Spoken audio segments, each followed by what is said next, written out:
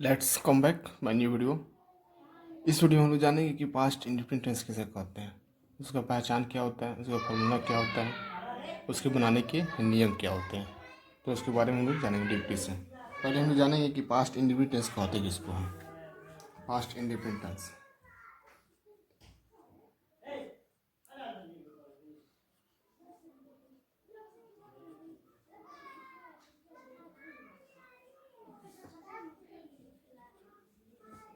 Independent tense इस tense के sentence से इस टेंस के इस टेंस के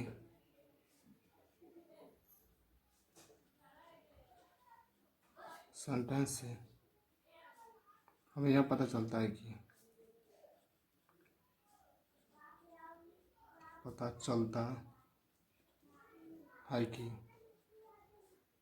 कि कोई कार्य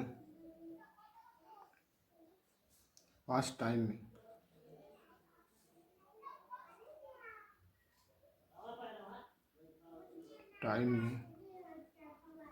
समान रूप से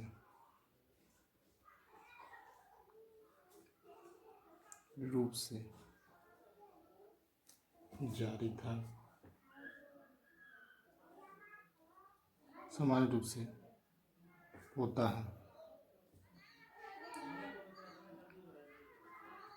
समान रूप से होता है। इस टेंस के सेंटेंस से हमें पता चलता है कि कोई कार्य पास्ट टाइम में समान रूप से होता है, यानी कि पास्ट टाइम में अगर समान रूप से कोई कार्य होता है जिसे हम पास्ट इंडिपेंडेंट टेंस के अंतर्गत बनाते हैं।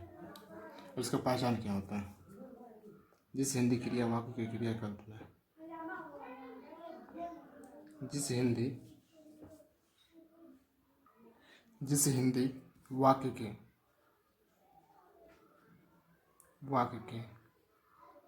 क्रिया के अंत में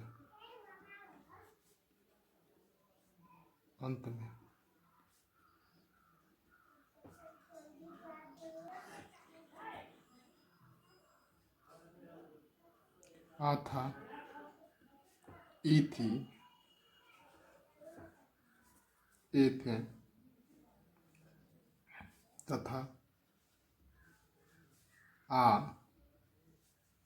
ई, ए,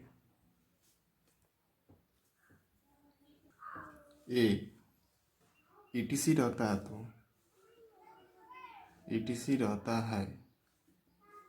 तो उस सेंटेंस का अनुवाद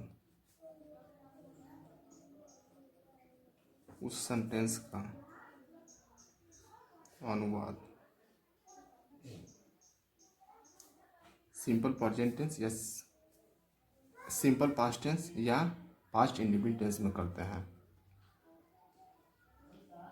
सिंपल पास्ट टेंस में करते हैं।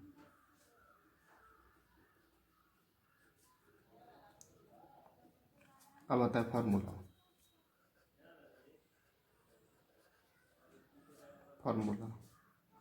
में फर्स्ट आता है आपका अफर्मेटिव। अफर्मेटिव के लिए कौन सा फार्मूला होता है? अफर्मेटिव सेंटेंस के लिए formula subject plus verb two plus object plus rest one. इसके लिए फार्मूला होता है बनाने का अफर्मेटिव। थर्ड आता है आपका, सेकेंड आता है आपका नेगेटिव सेंटेंस के लिए क्या फार्मूला होता है? Subject plus did plus not plus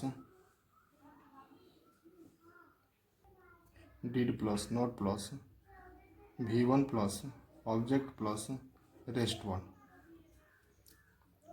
ये चीज़ यहाँ ध्यान देंगे कि यहाँ पे पहले भी बता चुके हैं पहले वाले वीडियो में कि डू, डज और डिड के बाद हमेशा V1 आता है।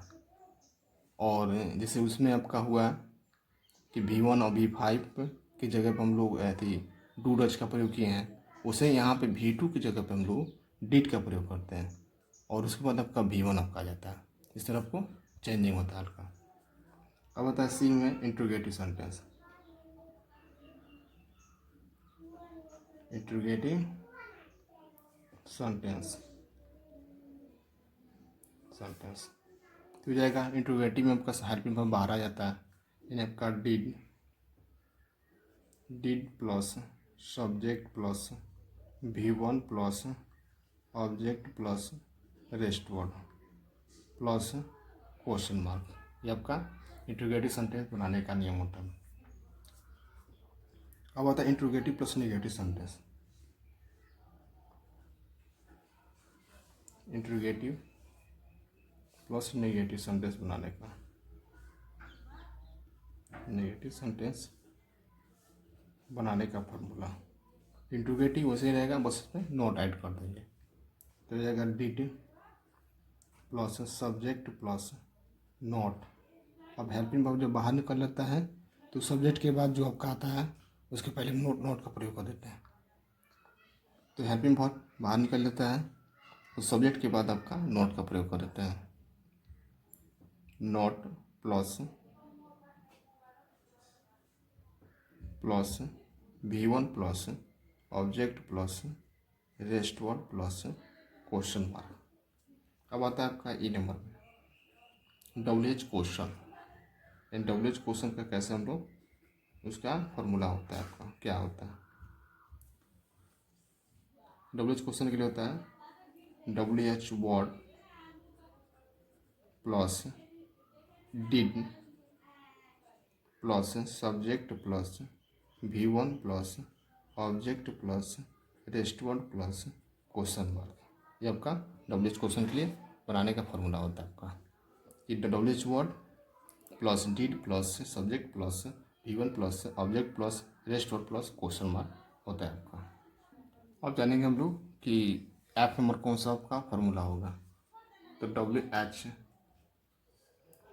Word plus negative sentence, negative sentence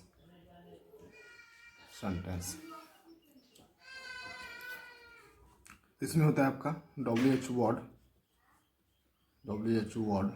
plus did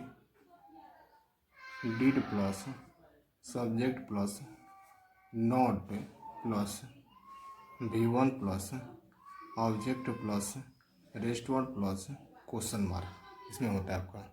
इस तरह हम लोग पास्ट इंडेफिनिट टेंस का फॉर्मूला से सेंटेंस बनाने का काम करते हैं। इसमें और भी कुछ नियम है, तो उसको भी देखेंगे। अब बात है कि आपका किन वर्ड्स में आपका डिड का प्रयोग करेंगे और कोई किस कंडीशन में डिड का प्रयोग करेंगे। तो ऐसे तो सारे हेल्पिंग वर्ब में आपका हेल्पिंग वर्ब के रूप में आपका सिंपल पास्ट टेंस वाला में आपको डिड का प्रयोग होता है, लेकिन किस कंडीशन में यानी कि किस किस में आपका डिड का प्रयोग होगा तो उसको देखेंगे। तो simple present tense, simple past tense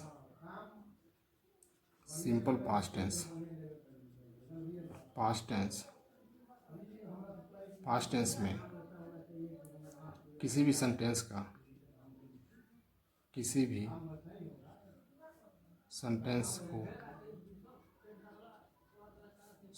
को अब देखेंगे सिंपल पास्ट टेंस में किस सेंटेंस में आपको डिड का प्रयोग करेंगे और किस कंडीशन में डिड का प्रयोग करेंगे। तो सिंपल पास्ट टेंस में किसी भी सेंटेंस को नेगेटिव या इंट्रोगेटिव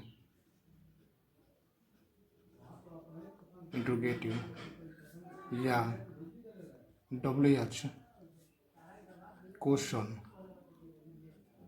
बनाने के लिए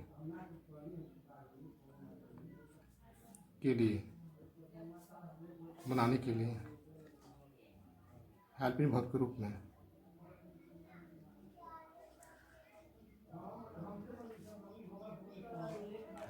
के रूप में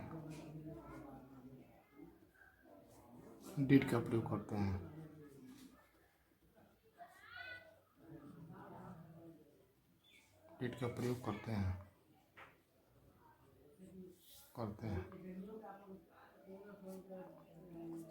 इस तरह हम लोग डिड का प्रयोग करते हैं। एग्जाम्पल देखेंगे, एग्जाम्पल में कौन सा एग्जाम्पल है। तो यहाँ देखेंगे हम लोग एग्जाम्पल तौर पर मैं गया, यानी कि आई वेंट।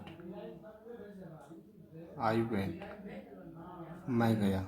इसमें आपको डिड का प्रयोग नहीं हुआ है क्योंकि आपका सिंपल सेंटेंस से डिड का प्रयोग नहीं हुआ। लेकिन वहीं हमारा नेगेटिव या इंट्रोगेटिव या डब्ल्यू एच क्वेश्चन आता है तो उसमें डिड का प्रयोग करते हैं। जैसे कि वह वहाँ गया था, तो आपका सिंपल पास्ट टेंस है, तो वह यानी कि हो जाएगा ही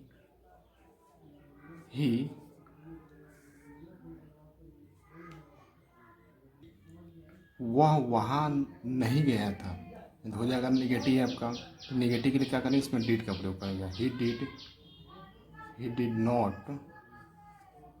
नॉट गो देयर, यानी कि वह वहाँ नहीं गया था। अब इसे ध्यान देंगे इसके बाद कि जब डिड आता है या डज आता है या डू आता है तो V1 का यूज करते थे, V1 का यूज हुआ। लेकिन वहीं आपका इस तरह सिंपल में आपका V2 का यूज होगा। अब आता है यहाँ पे वह वहाँ क्यों गया था, वह वहाँ क्यों, क्यों आ गया डब्ल्यू एच क्वेश्चन, तो क्यों को पहले लाएंगे तो जाएगा why did he go there, यानी वह वहाँ क्यों गया था। तो ये जगह इस तरह हम लोग बना सकते हैं इसको। अब नेक्स्ट टॉपिक आता है आपका पास्ट कंटिन्यूअस टेंस। तो हम जानेंगे इसमें पास्ट कंटिन्यूअस टेंस किसे कहते हैं, पास्ट कंटिन्यूअस टेंस का पहचान क्या होता है, उसका फॉर्मूला क्या होता है, उसके बनाने के नियम क्या होते हैं, उसके बारे में हम लोग जानेंगे डीपली से। सबसे पहले जानेंगे कि पास्ट कंटिन्यूअस टेंस किसे कहते हैं। तो इस टेंस के सेंटेंस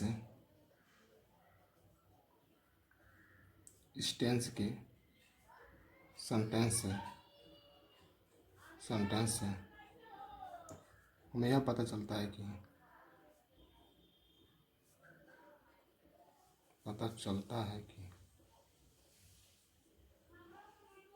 कि कोई कार्य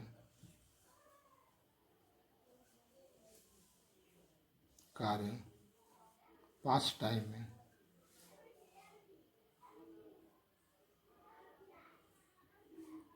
में जारी था।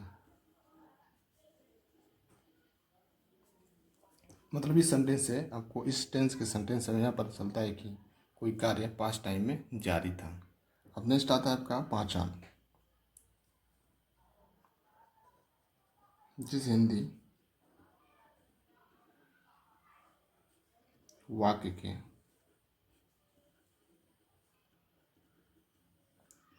क्रिया के अंत में जिस हिंदी वाक्य क्रिया के अंत में रहा था, रही थी, रहे थे,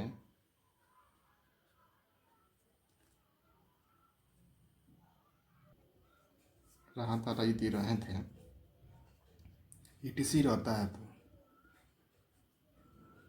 तो उस सेंटेंस का अनुवाद, उस सेंटेंस का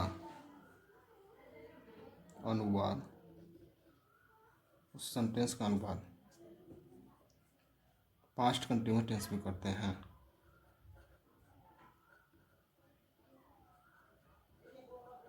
पास्ट कंटिन्यूअस टेंस में करते हैं।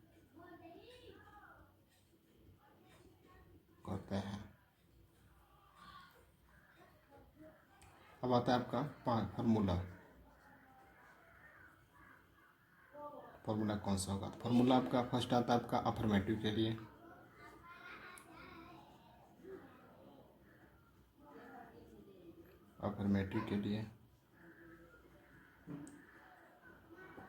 तो हो जाएगा आपका first subject plus was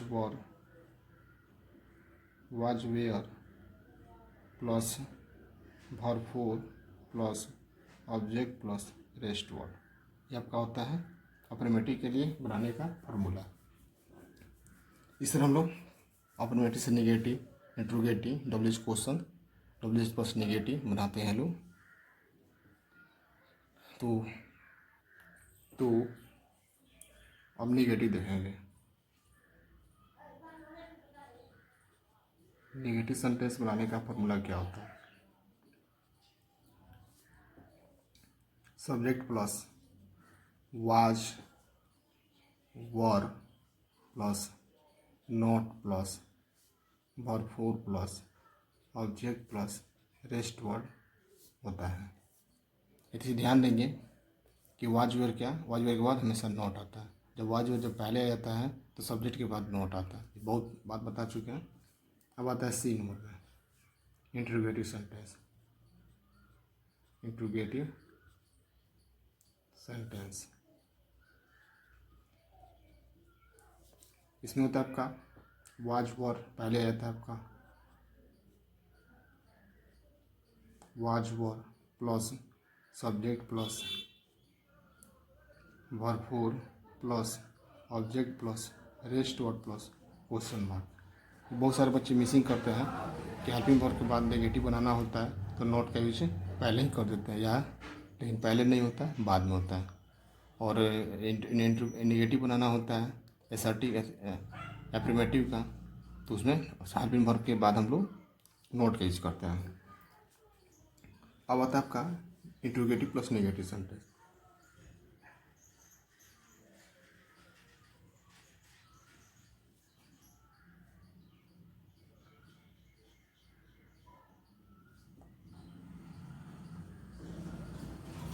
interrogative plus negative sentence, interrogative से बनेगा, बस इसमें नॉट का यूज कर देंगे।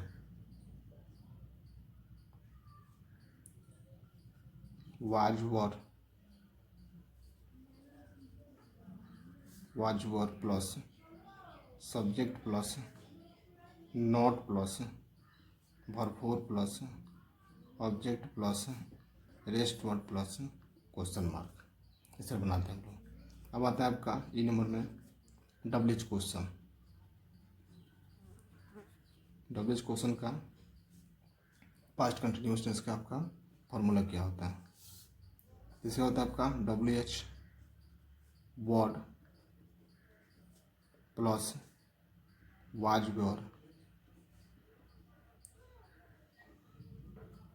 वर प्लस सब्जेक्ट प्लस भरपूर plus object plus rest word plus question mark. अब आता है आपका WH plus negative sentence. WH word plus negative sentence.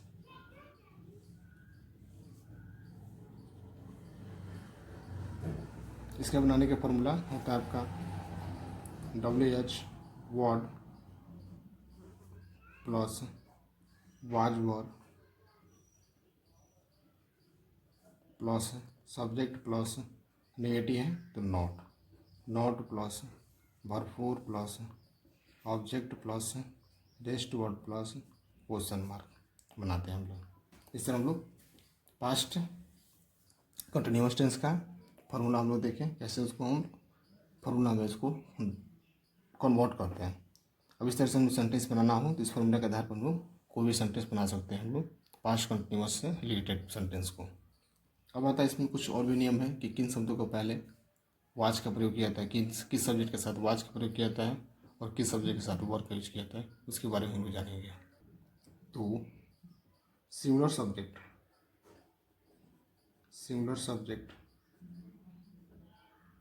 Subject जैसे आपका आई, ही, सी, इट या कोई नाम हो के साथ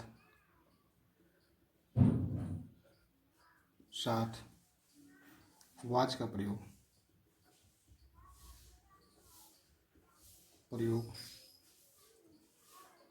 तथा प्लूरल सब्जेक्ट के साथ वर्ब का प्रयोग करते हैं।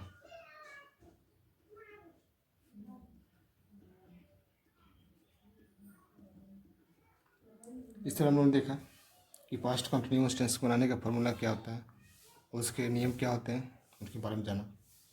Thanks to all watching my video and like share comment this video.